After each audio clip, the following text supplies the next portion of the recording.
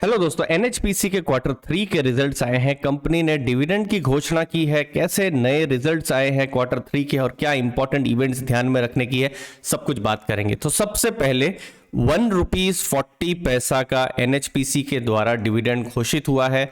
Share price अभी आप देखेंगे तो ₹40 के आसपास है, मतलब 3.5% की यहां पर यील्ड आ रही है। इंपॉर्टेंट डेट है 17 फरवरी, जो कि रिकॉर्ड डेट है। अब T+1 सेटलमेंट के बाद एक्स डिविडेंड डेट और रिकॉर्ड डेट दोनों एक ही दिन हो रही है। अब ये ₹1.40 का डिविडेंड ज्यादा है या कम है, तो देखिए पिछले साल फरवरी के महीने में उनकी हिस्ट्री रही है पिछले कुछ सालों से कि फरवरी के महीने में वो डिविडेंड डिक्लेयर करते हैं। तो ₹1.31 का डिविडेंड था, तो मार्जिनली थोड़ा सा ही डिविडेंड इंक्रीज यहां पर हुआ है। फिर एक और जो डिविडेंड है, फाइनल रिजल्ट जब आता है मई जून के महीने में, तब उस समय वो डिक्लेयर करते हैं और फिर उनकी जो रिकॉर्ड डेट है वो फिर अगस्त में आती है। तो पिछली बार बाद में उन्होंने 50 पैसे का डिविडेंड डिक्लेयर किया था।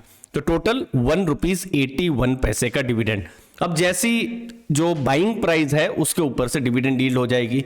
किसी इन्वेस्टर की अगर ₹30 की बाइंग प्राइस है तो 6% डिविडेंड डील हो गई। किसी इन्वेस्टर की ₹40 की है अगर है तो 4.5% की डिविडेंड यील्ड हो गई। तो ये डिपेंड करता है इन्वेस्टर टू इन्वेस्टर, लेकिन एक स्ट्रांग डिविडेंड यील्ड हम यहां पर देख सकते हैं और एक्सपेक्ट भी कर सकते हैं एनएचपीसी में। जब भी मई जून में जब भी फाइनल रिजल्ट आएंगे तो एक और डिविडेंड तब क्या हो सकता है। अब एनएचपीसी के बिजनेस को लेकर फ्यूचर में कुछ एक्सपेक्टेशन ज्यादा है। देखिए, लॉन्ग टर्म की थीम है रिन्यूएबल पावर और वहां पर हाइड्रो मतलब पानी से बिजली बनना एक बहुत बड़ी थीम है। तो वहां 7 गीगावाट के उनके ऑपरेशनल प्रोजेक्ट्स हैं। ये तो इंटरेस्टिंग है ही, लेकिन अंडर कंस्ट्रक्शन अगर आप देखेंगे 7.6 गीगावाट है। मतलब अभी जितना वो इंस्टॉल्ड है उससे ज्यादा इंस्टॉलेशन अगले कुछ सालों में आपको एनएचपीसी के द्वारा देखने को मिल सकते हैं। तो टोटल 22.5 गीगावाट क्लियरेंस को मिला के, सब कुछ मिला के, सर्वे को मिलाकर under construction install capacity 22.5 gigawatt है। तो ये जैसे जैसे साल आगे बढ़ेगा हमको नए नए डेटा आते जाएंगे। ये इंपॉर्टेंट डेटा है, सिंपल मैं आपको बताता हूं, इतने नंबर से हमको कहीं भी घबराना नहीं है। यहां हमको एटलीस्ट इतना पता चल सकता है कि किस हिसाब से फ्यूचर में एनएचपीसी के द्वारा डिविडेंड हो सकता है। उनकी हिस्ट्री रही है, जो आपने हमारा प्रीव्यू वीडियो में जरूर देखा होगा, तब हमने देखा था कि 50 से 56 रुपीस वो डिविडेंड पे करते हैं अगर वो ₹100 प्रॉफिट कर रहे हैं, जो उनका हिस्टोरिकल रहा है। तो पिछले अप्रैल से दिसंबर 9 महीनों का उनका प्रॉफिट था 2,977 करोड़ और इस बार 3,264 करोड़, मतलब प्रॉफिट 9.6% बढ़ा है।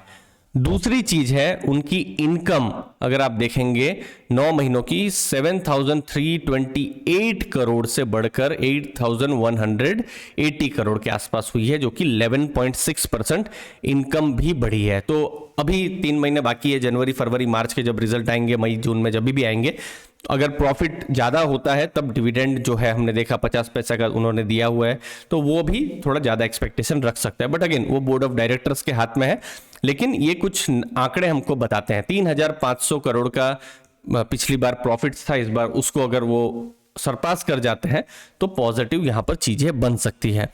तो ये चीज पर हमारी यहां पर नजर रहेगी। अब की कुछ रेशियोज जो है वो हम ध्यान में रख लेते हैं। यहां मैं कंसोलिडेटेड जो डेटा है उसको मैं कंपेयर करूंगा FY22 और अभी का। तो वैल्यूएशन का अगर हम रेशियो देखें तो प्राइस टू बुक वैल्यू अगर हम देखते हैं, ठीक है, जैसे बुक वैल्यू अभी अगर आप देखेंगे, जैसे पिछले साल FY22 में 34.76 थी और अभी 37.5। बुक वैल्यू बहुत ही सिंपल है। अगर हाइपोथेटिकली अगर कंपनी फॉर एग्जांपल बिक रही है, सब कुछ डेट सब कुछ हो जाने के बाद कंपनी की फाइनल क्या वैल्यू रहती है, ठीक है, तो उससे बुक वैल्यू कहा जाता है। और जो भी शेयर प्राइस है उसके साथ डिवाइड किया जाता है, तो प्राइस टू बुक वैल्यू हो जाता है। तो पिछली बार प्राइस टू बुक वैल्यू 0.8 था, जो इस बार 1.09 है।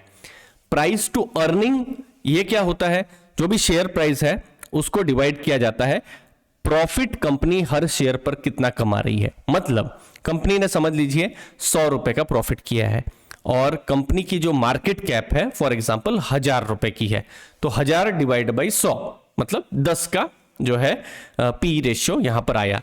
हर company to company, sector to sector P ratio अलग होता है। फॉर एग्जांपल जैसे आईटी सेक्टर का P ratio large cap IT companies का 22-25 के आसपास अभी हमको देखने को मिल रहा है, ठीक है। लेकिन 2021 में आपने देखा था बहुत ज्यादा शेयर प्राइस बढ़ गए थे, उनके पी रेशियो भी 30-40 तक भी बहुत सारी आईटी कंपनियों के चले गए थे, तो वैल्यूएशन ज्यादा हो गया था। और आपने देखा 2022 में आईटी कंपनियों के जो प्राइस गिरे हैं, तो अब वैल्यूएशन के हिसाब से कुछ उसी जो अपनी हिस्टोरिकल रेंज है उसके आसपास वो आ गए हैं।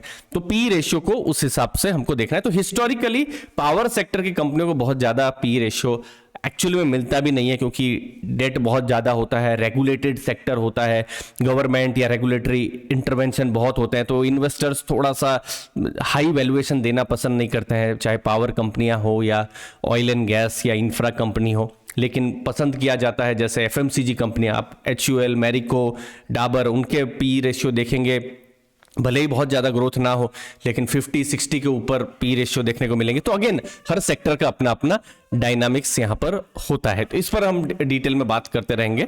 अब NHPC की अगर हम बात करें तो फ्यूचर में अगर कोई बड़ा ट्रेंड है तो एक है परबाती 2 800 मेगावाट और सुबनसिरी 2000 मेगावाट का। मतलब ये दो इंपॉर्टेंट पावर प्रोजेक्ट्स हैं जिनका पॉसिबिलिटी है 2023 तक या फिर एटलीस्ट 2024 की शुरुआत तक एटलीस्ट इनकी कमीशनिंग हो जाए। तो ये एक इंपॉर्टेंट चीज 2023 में देखने की रहेगी। यहाँ पर हम मैनेजमेंट कमेंट्री का भी वेट करेंगे कि मैनेजमेंट यहाँ पर क्या कह रहे हैं परबाती और सुबनसिरी के बारे में। ये जितना ज़्यादा हो जल्दी हो वो एक पॉजिटिव हो सकता है। लास्ट में ROE फ्यूचर में इंक्रीज हो सकती है क्योंकि नए प्रोजेक्ट्स कमीशन हो सकते हैं। कमीशनिंग एक इंपॉर्टेंट चीज है मॉनिटर करने के लिए, तो इस पर हमारी नजर रहेगी।